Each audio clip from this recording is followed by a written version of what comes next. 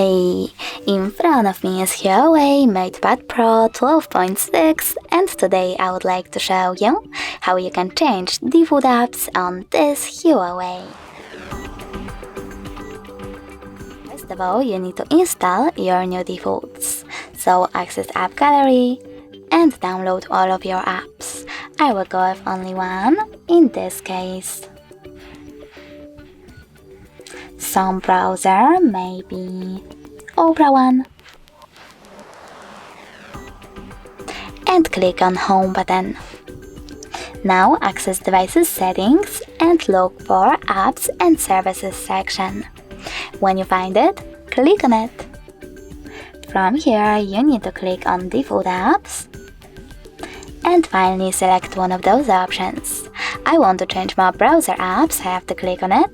Select Opera Mini in order to set it up and click on Change. When I go back, as you can see, my default app was successfully changed. Thanks so much for watching. If you enjoyed this video, don't forget to leave a like, comment and subscribe. Bye!